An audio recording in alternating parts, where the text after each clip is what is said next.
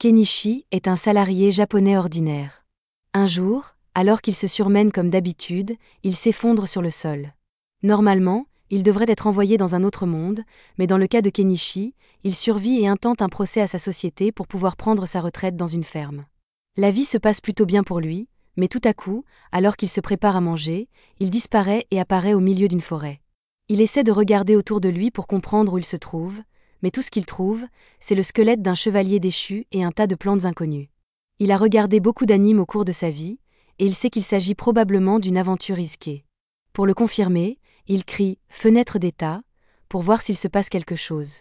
À sa grande surprise, son écran de statut s'affiche, ce qui signifie qu'il est définitivement coincé dans un autre monde, et honnêtement, cela ne le dérange pas. Il vérifie son statut, mais il est un peu confus car il ne voit pas de barre de HP à l'écran. En revanche, il dispose de son compte Amazon, ce qui lui permet de faire autant d'achats impulsifs qu'il le souhaite.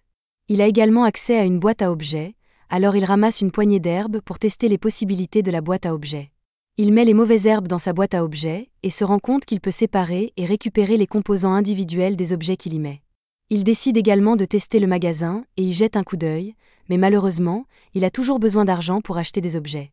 Un message indique qu'il peut échanger les objets de sa boîte contre de l'argent, mais pour l'instant, tout ce qu'il a, c'est de l'herbe, qui ne vaut pas grand-chose.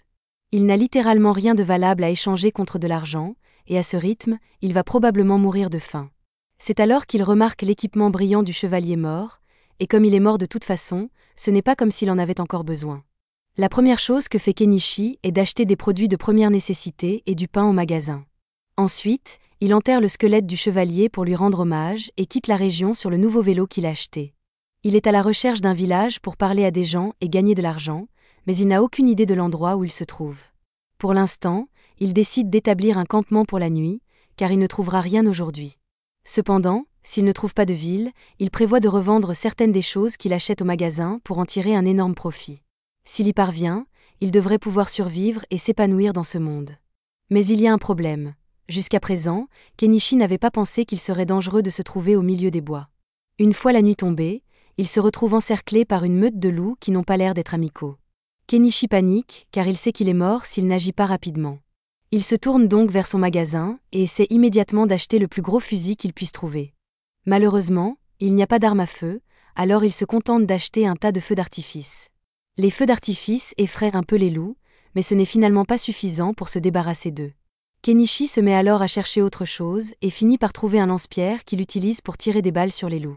La force des balles est telle qu'elle assomme quelques loups et pousse les autres à reconsidérer leurs options, car Kenichi n'est manifestement pas une cible aussi facile qu'il le pensait. Une fois que les loups ont reculé, Kenichi se précipite sur son vélo et s'enfonce dans la nuit pour s'éloigner le plus possible du territoire des loups.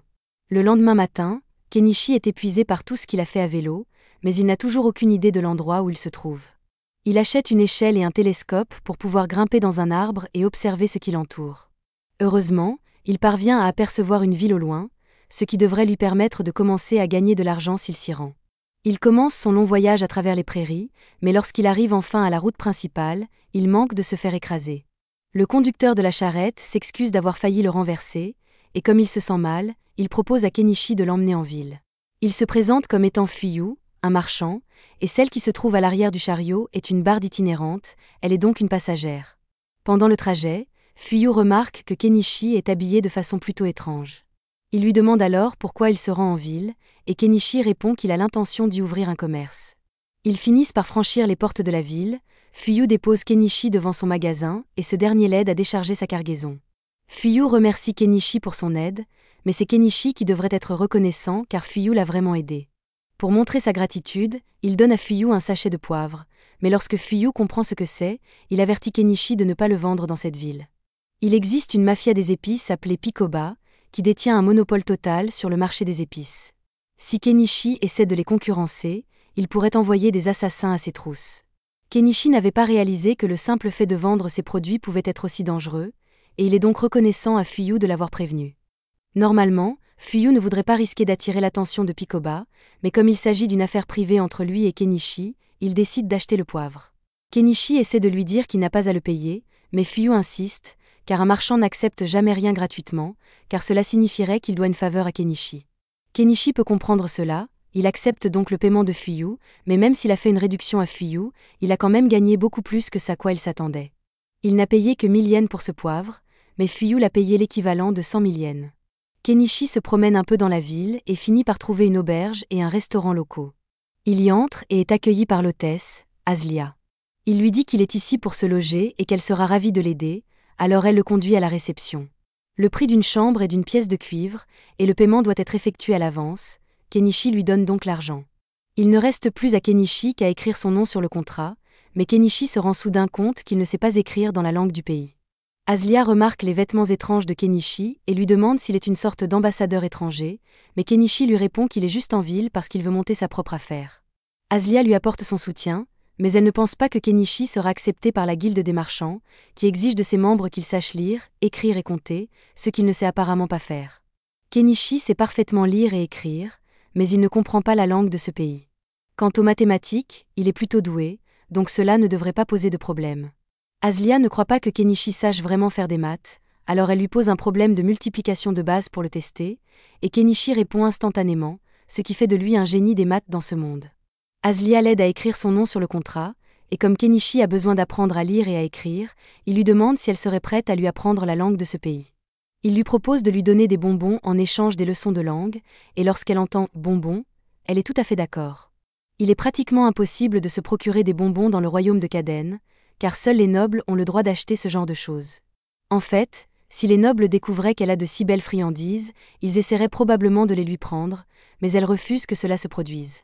Une fois qu'Aslia s'est calmée, elle commence à enseigner à Kenichi la langue de ce monde, qui est assez facile à comprendre pour lui puisqu'elle est similaire au katakana du japonais. Les chiffres suivent également le même système décimal, si bien que Kenichi ne tarde pas à savoir lire et écrire parfaitement.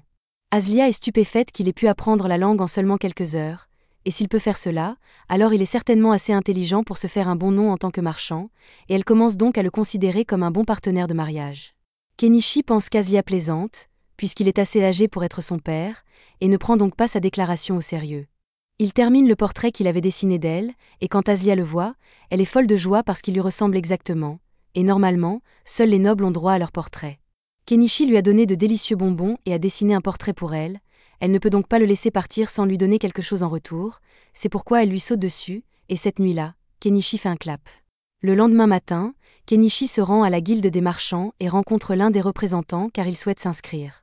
Le représentant lui donne des documents à remplir, et une fois qu'il a terminé, il n'a plus qu'à payer les frais d'inscription pour devenir officiellement membre de la guilde marchande. Les frais d'inscription s'élèvent à une pièce d'argent, mais cela représente environ 50 000 yens. Il ne peut donc pas se permettre de tout payer en une seule fois et demande à payer en plusieurs fois.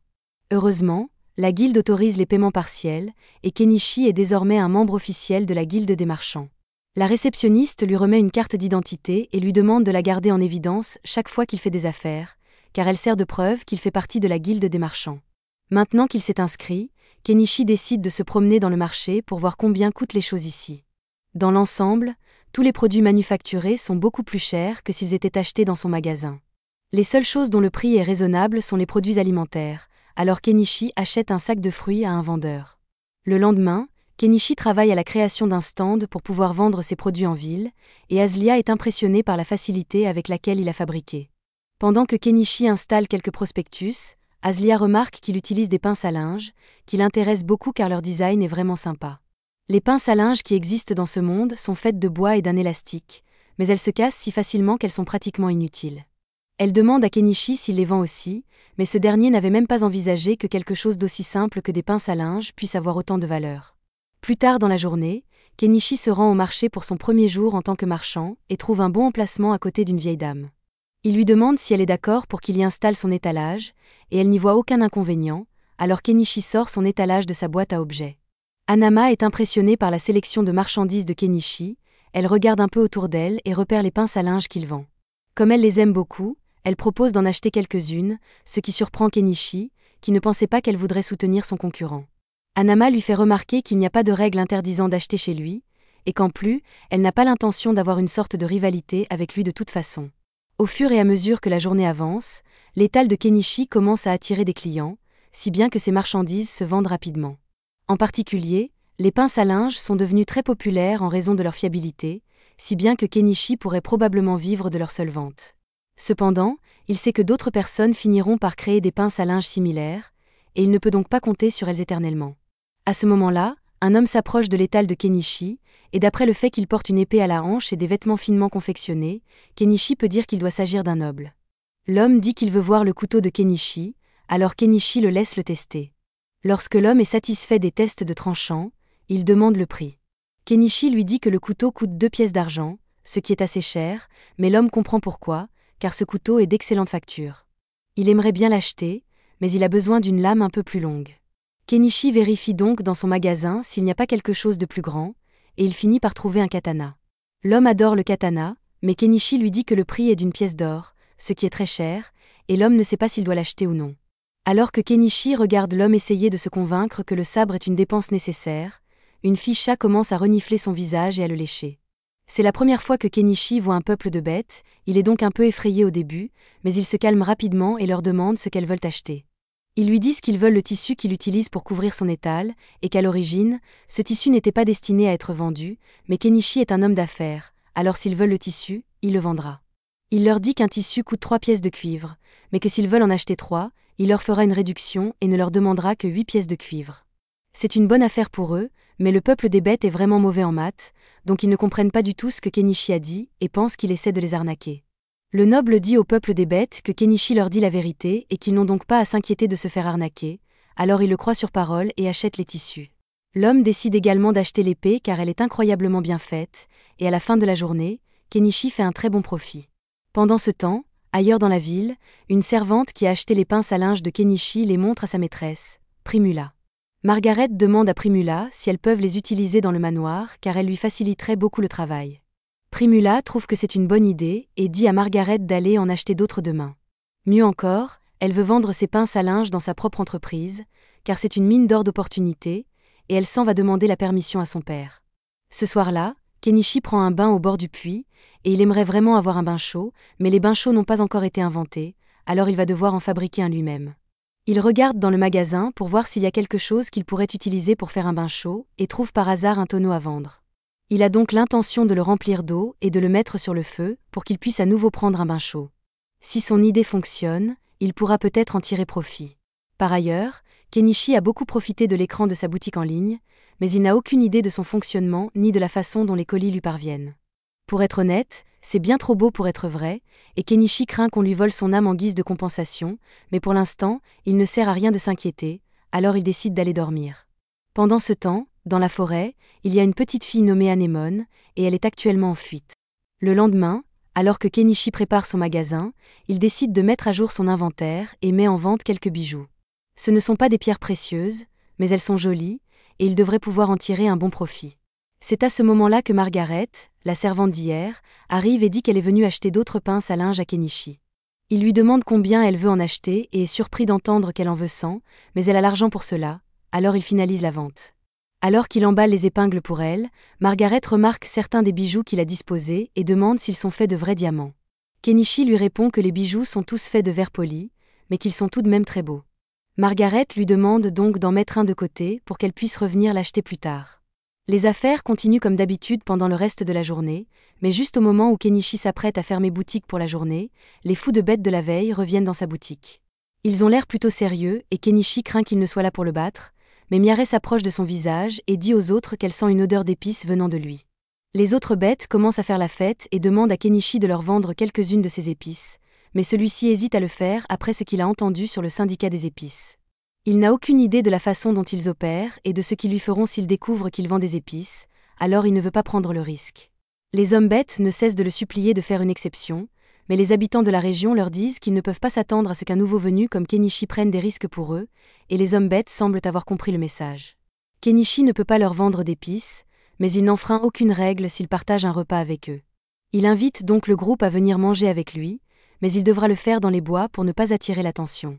Les fous de bêtes sont très heureux d'entendre cela, et plus tard dans la nuit, ils rejoignent tous Kenichi et Hanama à la périphérie de la ville pour qu'ils puissent commencer à cuisiner. Kenichi est sur le point de commencer à cuisiner quand Hanama lui demande si elle peut l'aider, alors il lui dit de couper quelques légumes pour lui. Cependant, quand Hanama regarde les légumes, elle n'arrive pas à croire à quel point ils sont vibrants et juteux. Kenichi lui explique qu'il les a achetés dans un pays étranger et lui garantit qu'ils ont vraiment bon goût. Pendant que Kenichi et Hanama travaillent sur les légumes, Miale et les autres fous de bêtes sont occupés à pêcher des poissons dans la rivière, et ils parviennent bientôt à en attraper une bonne quantité. Maintenant que tous les ingrédients sont prêts, Kenichi commence à préparer le poisson avec les épices et jette le tout dans une marmite pour le faire cuire un moment, ce qui donne finalement un repas que les fous de bêtes adorent. Ils n'ont jamais rien goûté de tel auparavant, et sont donc très reconnaissants pour ce repas, mais toute cette bonne nourriture leur donne une envie folle d'alcool. Hanama leur demande de faire preuve de retenue, car l'alcool est très cher, mais Kenichi ne voit pas d'inconvénient à leur en donner un peu à boire. Il sort donc une bouteille d'alcool bon marché et leur verse 2 verres, mais en échange, il leur demande de jurer qu'ils ne parleront jamais à personne du repas qu'il leur a préparé. Hanama avertit Kenichi qu'il est un peu trop généreux, mais il ne voit rien de mal à laisser les bêtas s'amuser, d'autant plus qu'ils ont l'air de bonnes personnes. Cette nuit-là, ils boivent ensemble, se baignent ensemble et finissent par s'endormir à la belle étoile, et Miale semble vraiment apprécier Kenichi à présent. Le lendemain matin, Kenichi revient à l'auberge et Azalea est un peu contrarié parce qu'il est resté dehors toute la nuit. Kenichi essaie d'expliquer qu'il n'a fait que passer la nuit avec un couple de beast folk à l'extérieur de la ville, mais à en juger par la fourrure de femme-chat sur sa veste, elle pense que Kenichi a fait bien plus que passer la nuit, et elle est furieuse qu'il ait choisi de le faire avec une femme-chat plutôt qu'avec elle. Plus tard dans la journée, Kenichi prépare son magasin pour une nouvelle journée de travail, mais pendant qu'il le fait, Margaret arrive avec Primula pour visiter le magasin de Kenichi. Kenichi est d'abord distrait par la beauté de Primula, puis il remarque Margaret debout derrière elle et réalise qu'elles doivent être ici pour acheter le collier que Margaret lui a demandé hier. Il l'apporte et Margaret le paie avant de le donner à Primula pour qu'elle puisse l'inspecter. Vu la qualité de la fabrication, elle a du mal à croire qu'il n'est pas fait de vrais diamants. Elle lui demande s'il en a d'autres en stock, alors Kenichi en achète plusieurs dans son magasin et les lui montre. Primula est incroyablement impressionnée par la qualité des produits de Kenichi et par le fait qu'il possède une boîte à objets. Elle a une requête à lui faire. Elle lui dit qu'elle est la fille du propriétaire de la Mallow Trading Company, et que si Kenichi veut bien l'accompagner, elle aimerait le présenter à son père. Kenichi apprécie l'idée de rencontrer la propriétaire d'une importante société commerciale, mais il hésite à rencontrer des gros bonnets, car cela pourrait lui causer des ennuis. Cependant, Hanama lui dit que le père de Primula est bien connu en ville et que tout le monde dit que c'est un homme de bonne moralité, donc Kenichi n'a pas à s'inquiéter d'avoir des ennuis avec lui. Kenichi accepte donc d'accompagner Primula, qui l'invite à se joindre à elle dans sa calèche pour rencontrer son père. En chemin, Primula lui montre des répliques de pinces à linge qu'elle a fabriquées, et bien que la forme en bois soit assez facile à copier, la pince en métal était trop complexe à fabriquer pour son artisan. Kenichi comprend pourquoi ils n'ont pas réussi à trouver la solution, car même lui ne sait pas comment les ressorts sont fabriqués, mais il sait que c'est un processus compliqué. Ils finissent par arriver à la maison de Primula, et Kenichi est stupéfait de voir à quel point elle est immense, mais comparée aux maisons des nobles d'ici, Primula dit qu'elle est en fait assez petite. Ils entrent et Kenichi est présenté au père de Primula, Mallow. Ils se saluent tous les deux, et Mallow invite Kenichi à s'asseoir pour qu'ils puissent commencer leur discussion. Une fois installés, Kenichi montre à Mallow quelques-uns des bijoux qu'il possède, et Mallow est aussi impressionné que Primula. De plus, Primula lui dit que Kenichi possède une boîte à objets, ce que Mallow trouve intéressant car il en a une lui aussi. C'est grâce à sa boîte à objets qu'il a pu monter sa société commerciale à ce niveau. Il pense donc que Kenichi pourrait réussir en l'utilisant correctement, même si pour l'instant, il ne l'utilise que pour stocker ses provisions.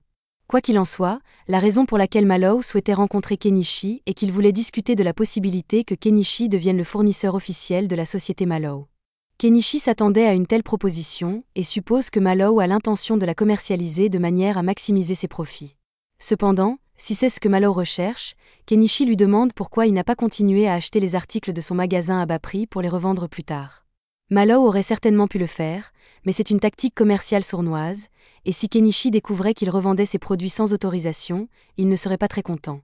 De plus, le fait d'avoir une conversation directe avec Kenichi donne à Mallow un avantage sur ses concurrents, qui finiraient par l'approcher à leur tour.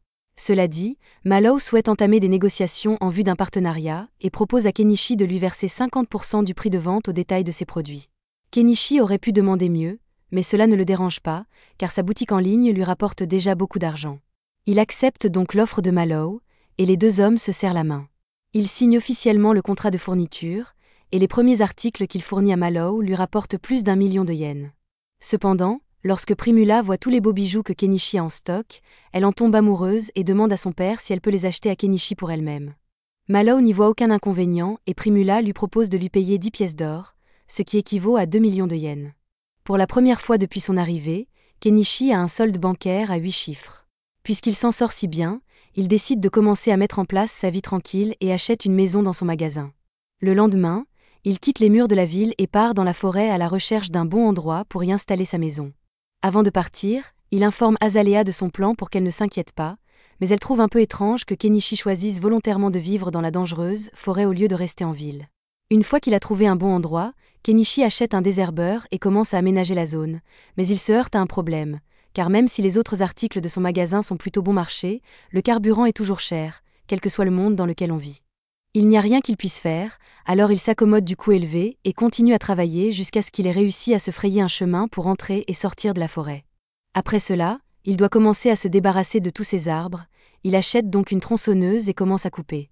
Après plusieurs heures de travail acharné, Kenichi a finalement réussi à couper un grand nombre d'arbres dans la région, et il ne lui reste plus qu'à les écarter du chemin.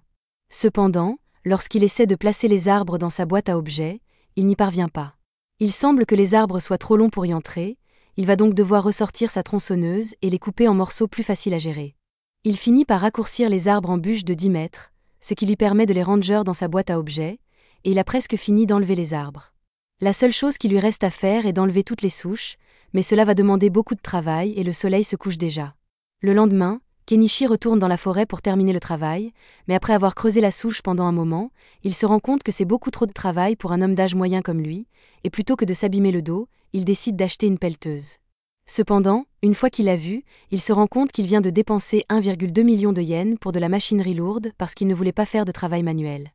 Il le regrette un peu, mais en même temps, cela signifie qu'il n'aura pas à travailler aussi dur, alors peut-être que l'investissement en valait la peine.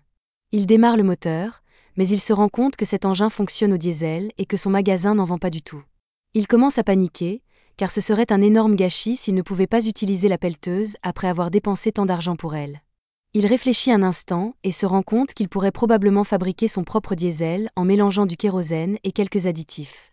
Mais au moment d'essayer, il se rend compte qu'il pourrait détruire le moteur de la pelleteuse s'il se trompait dans les proportions du mélange, alors pour être sûr, il décide de tester d'abord son mélange sur un générateur diesel. Après l'avoir rempli, il essaie de le mettre en marche et il semble fonctionner correctement. Il sait donc que son diesel maison fonctionnera avec la pelleteuse et il a l'intention de revenir demain pour terminer le travail. Entre-temps, il doit faire quelque chose pour lutter contre les insectes, et le lendemain, il décide de se rendre dans une boutique de magie locale pour acheter des pierres magiques anti-insectes. Lorsqu'il entre dans la boutique, le sorcier qui en est le propriétaire accueille Kenichi et lui demande d'où il vient, car il ne l'a jamais vu dans le coin. Kenichi explique qu'il est un étranger qui vient d'ouvrir une boutique en ville et qu'il est ici pour acheter des pierres anti-insectes. Le sorcier lui dit que ces pierres coûtent 3 pièces d'argent, mais que c'est très cher. Kenichi essaie donc de faire un marché et propose au sorcier de lui donner 2 oranges s'il peut baisser le prix. Le sorcier n'a jamais vu d'orange auparavant, il pense donc qu'il s'agit d'une sorte de fruit exotique et accepte de faire une réduction à Kenichi pour cette raison. Plus tard dans la journée, Kenichi va parler à Hanama, qui lui dit que le sorcier est un homme très cultivé, et que c'est donc une bonne personne à avoir comme ami. C'est à peu près tout le contraire du criminel recherché Chaga, dont les avis de recherche ont été placardés dans toute la ville. C'est le chef d'un groupe de bandits notoires, et la récompense pour sa capture est très élevée.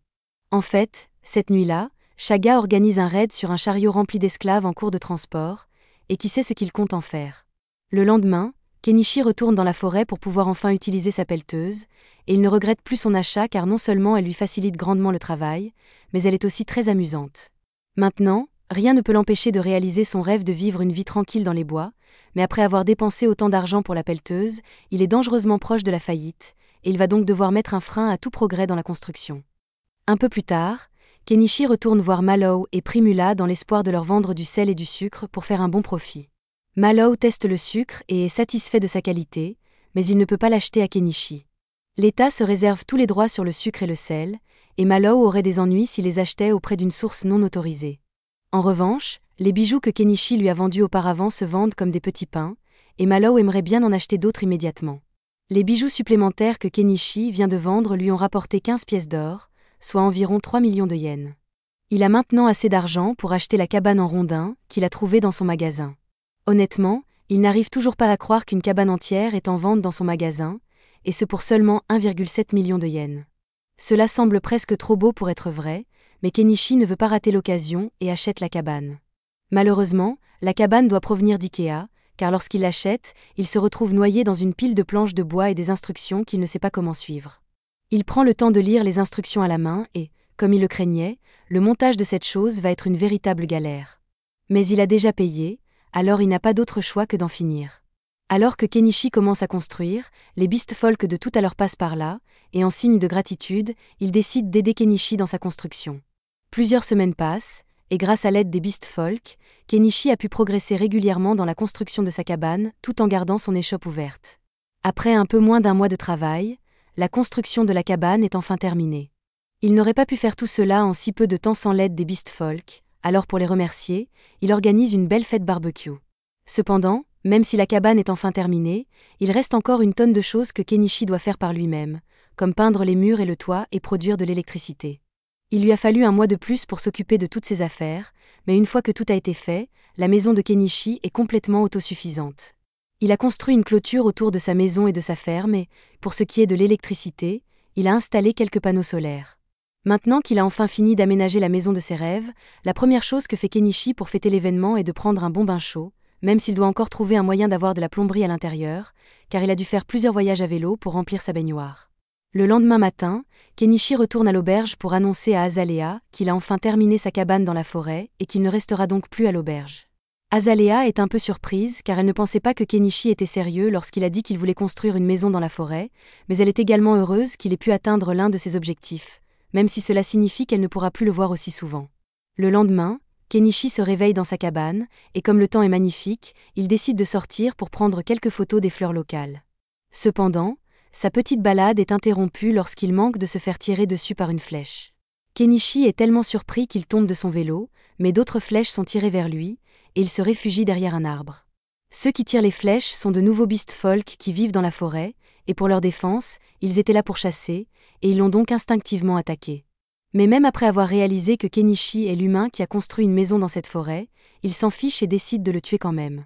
Kenichi n'a aucune idée de la raison pour laquelle ces Beast Folk l'attaquent, mais il n'a pas l'intention de rester les bras croisés et de les laisser faire ce qu'ils veulent, alors il fouille dans son inventaire et sort son lance-pierre pour riposter. Les Beast Folk sont un peu effrayés, car ils ne s'attendaient pas à ce que le faible humain riposte, et ils commencent à réévaluer leur choix lorsque Kenichi leur lance des feux d'artifice et sort sa pelleteuse. Les Beast Folk n'ont pas l'intention d'attendre de voir ce que cette chose peut faire, alors ils s'enfuient tous, et Kenichi se demande ce qui s'est passé, mais juste à ce moment-là, il remarque un animal blessé qui crie de douleur au pied de l'arbre. Il a reçu une balle dans la patte et ne tiendra probablement pas longtemps si Kenichi ne fait pas quelque chose rapidement.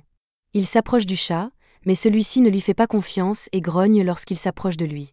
Kenichi ne veut pas se faire mordre, alors il dépense un peu d'argent pour acheter une armure de coussin au cas où le chat essaierait de le mordre. Mais alors qu'il s'apprête à retirer la flèche, le chat se défend à peine, il doit donc être à bout d'énergie.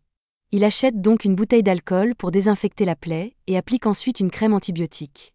Les blessures du chat ont été soignées, mais il n'y a toujours aucune garantie qu'il survivra à l'air libre, alors Kenichi décide de le ramener chez lui. Il installe une couverture pour que le chat puisse se reposer, mais il n'a toujours pas bougé d'un poil depuis qu'il a soigné, et il commence à s'inquiéter. Il n'a pas vu de vétérinaire depuis qu'il est arrivé dans cette ville, mais il y a peut-être une sorte de magie de guérison qu'il peut utiliser, alors il va demander au magicien ce qu'il en est. Le sorcier écoute l'histoire de Kenichi et se rend compte qu'il a dû trouver un lynx, mais il ne comprend pas pourquoi Kenichi voudrait s'embêter à le soigner puisqu'il pourrait facilement le tuer et vendre sa fourrure pour en tirer un bon profit. Le sorcier n'étant pas d'une grande aide, Kenichi retourne à l'extérieur, et alors qu'il passe par là, Miare saute sur lui et commence à renifler. Elle sent l'odeur d'un lynx sur lui, et son peuple considère les lynx comme des messagers de Dieu, alors elle est très excitée et veut le voir de ses propres yeux. Elle suit Kenichi jusqu'à sa maison, et dès qu'elle voit le lynx, elle peut déjà dire que sa blessure a été causée par le chien Beast Folk, et elle jure de leur faire payer. Pendant ce temps, le lynx semble aller un peu mieux, mais il continue d'essayer de lécher sa blessure, si bien que Kenichi est obligé de lui coller un cône sur la tête. Miare est impressionnée par les compétences de Kenichi en matière de soins de santé. Elle lui demande s'il est médecin, mais il lui répond qu'il connaît juste quelques notions de premier secours. Miare veut remercier Kenichi d'avoir sauvé le lynx roux, alors elle sort et chasse rapidement pour donner à Kenichi de la viande d'oiseau, et une fois qu'elle a ramené sa prise, Kenichi la fait griller pour leur dîner. Après le repas, Miare est épuisée et demande à Kenichi de la laisser passer la nuit ici. Kenichi lui demande si elle peut laisser tomber son travail et passer la nuit ici, mais elle est plus préoccupée par le lynx roux que par son travail en ce moment. Kenichi accepte de la laisser passer la nuit, mais il n'a qu'un seul lit, alors Miare suggère qu'ils dorment tous les deux ensemble, et Miare finit par se retrouver sur Kenichi plus tard dans la nuit. Quelques jours plus tard, le chat semble aller beaucoup mieux, et Kenichi décide de commencer à travailler dans sa ferme. Mais même s'il peut acheter des semis et des outils pour sa ferme, il doit toujours penser à sa situation en matière d'eau, car devoir courir jusqu'à la rivière chaque fois qu'il veut arroser ses cultures serait très pénible à gérer. La première chose qui lui vient à l'esprit est de construire un puits avec une pompe, mais ce sera pour demain, car il est trop fatigué pour le faire aujourd'hui. Il va se coucher et, le lendemain matin, il se réveille avec la sensation du lynx qui lui a sauté sur l'estomac. Même si cela lui fait mal, il est heureux de voir que le lynx est plein d'énergie, alors il lui enlève son cône et le relâche dans la nature pour qu'il vive sa vie. Revenons à l'affaire du puits. Kenichi décide de prendre quelques jours de congé pour s'occuper de son étable afin de pouvoir y travailler. Il perce un trou dans le sol et installe une pompe électrique, ce qui lui permet d'avoir accès à de l'eau fraîche chaque fois qu'il en a besoin. Pour fêter l'événement, il commence à remplir sa baignoire pour faire trempette, mais tout à coup, il entend Primula l'appeler. Il est surpris de la voir ici. Primula lui explique qu'il n'a pas ouvert son magasin aujourd'hui, qu'elle s'est inquiétée et que Miaré lui a parlé de sa cabane, alors elle a décidé de lui rendre visite. Elle est impressionnée par le fait que Kenichi ait pu construire tout cela tout seul, mais elle remarque ensuite la pelleteuse géante à côté de sa maison, et elle lui demande ce qu'il en est. Kenichi ne veut pas avoir à expliquer le fonctionnement de cette chose, alors il dit simplement qu'il s'agit de son familier invoqué pour rester simple. Primula le croit totalement, mais maintenant elle pense que Kenichi peut faire de la magie, alors il lui demande de garder le secret quand elle rentrera à la maison. D'ailleurs, à cette heure-ci, les portes de la ville ont déjà dû être fermées, et Primula ne pourra plus rentrer chez elle. Primula le sait déjà, c'est pourquoi elle a l'intention de passer la nuit avec Kenichi. Même lorsque Kenichi l'avertit qu'il n'a qu'un seul lit, elle insiste pour dire que c'est bon. À ce moment-là, elle remarque le tonneau derrière lui et demande à quoi il sert. Kenichi lui explique qu'il s'agit d'un bain chaud, ce qui enthousiasme Primula qui demande à l'essayer. À la tombée de la nuit, Kenichi a réchauffé le bain, Primula y entre donc et elle adore la sensation de chaleur. Mais le fait qu'elle se trouve au milieu des bois la rend un peu mal à l'aise, et elle commence à appeler Kenichi. Kenichi lui dit qu'il est assis de l'autre côté du mur, mais Primula dit qu'elle se sentirait mieux si elle pouvait le voir face à face. Après avoir pris son bain, Kenichi lui donne un peignoir pour qu'elle s'y change, et elle est ravie de la chaleur qu'il dégage, alors elle demande à Kenichi s'il peut le lui vendre. Kenichi lui dit qu'il n'est pas à vendre, mais elle continue à le supplier et il finit par accepter de lui vendre quelques peignoirs. Primula n'en revient pas de la variété de produits que Kenichi a à sa disposition. Elle est persuadée qu'il deviendrait le plus grand marchand du royaume s'il essayait de le faire. Cependant, Kenichi n'est pas intéressé par un tel objectif, car cela lui causerait beaucoup d'ennuis s'il attirait l'attention des nobles de la région. Tout ce qu'il veut, c'est mener une vie tranquille et gagner suffisamment d'argent pour être à l'aise. Primula lui promet donc de faire tout ce qui est en son pouvoir pour l'aider à mener une vie tranquille. Un peu plus tard, ils vont se coucher, mais Kenichi ne veut pas que ce qui s'est passé avec Miaré se répète. Il décide donc d'acheter un deuxième lit à Primula pour la nuit, afin d'éviter tout malentendu. Pendant ce temps, dans le camp des Outlaws, Shaga semble avoir reçu un travail de la part de quelqu'un de très important, ce qui pourrait lui valoir des ennuis à l'avenir. Le lendemain matin, Kenichi ramène Primula chez elle et décide de parler à Mallow des peignoirs dont Primula lui a parlé. Mallow est intrigué par ce tissu étrange et pense qu'il se vendra très bien. Puisqu'ils en sont là, Kenichi décide d'évoquer la possibilité de vendre quelque chose d'un peu plus épicé. Primula semble intéressée, mais Mallow rejette immédiatement cette idée. C'est alors que Margaret entre dans la pièce pour apporter à Mallow les registres qu'il a demandés. Comme Kenichi semble un peu curieux, Mallow explique qu'il est en train de réécrire tous les anciens registres parce que l'Empire vient de mettre au point un nouveau système génial de suivi des ventes appelé comptabilité en partie double. Kenichi est surpris, car le système de comptabilité en partie double était courant au Japon. Cela l'amène également à se souvenir d'une phrase de Mallow, selon laquelle l'influence de l'Empire s'étendrait plus rapidement grâce aux nouvelles inventions d'un homme en particulier. En effet, Mallow était sur le point d'aller tester l'une des dernières inventions de cet homme, et à la surprise de Kenichi, il s'agissait d'une pompe à eau. Il avait déjà des soupçons avant cela, mais pour que quelqu'un invente une pompe à eau aussi facilement, il faudrait qu'il connaisse déjà son fonctionnement, ce qui signifie qu'il y a peut-être quelqu'un d'autre dans ce monde qui a été envoyé ici par le Japon, et Kenichi est légèrement inquiet puisqu'il a maintenant de la concurrence. Les jours suivants, Primula rendra occasionnellement visite à Kenichi et passera la nuit chez lui, mais ce soir est spécial car elle doit partir demain pour une tournée de ravitaillement, et ne pourra donc pas lui rendre visite pendant un certain temps. Elle demande à Kenichi s'il a encore cette chemise de nuit épicée car elle aimerait la lui acheter. Kenichi demande alors s'il y a un homme qu'elle essaie de séduire et Primula répond en disant que c'est lui qu'elle recherche. Kenichi ne sait pas quoi répondre, mais il pense que ce n'est pas bien pour lui d'avoir ce genre de relation avec Primula, d'autant plus qu'il est ami avec Mallow, et qu'il n'y a aucune chance que Mallow soit d'accord pour que Primula ait une relation avec un vieil homme comme lui. Cependant, Primula dit à Kenichi qu'elle a déjà obtenu l'accord de son père, et que cela ne posera donc pas de problème. Malgré cela, Kenichi a encore beaucoup trop de choses à faire en ce moment, et il ne peut pas gérer une relation. Il demande à Primula si elle accepterait de mettre la discussion sur la relation en suspens pendant un certain temps. Primula comprend, mais elle dit qu'elle aimerait partager le même lit que Kenichi au moins une fois avant de partir, même si c'est juste pour dormir à côté de lui. Le lendemain matin, Kenichi reçoit la visite inattendue d'un chevalier, qui s'avère être celui à qui il a vendu une épée la dernière fois.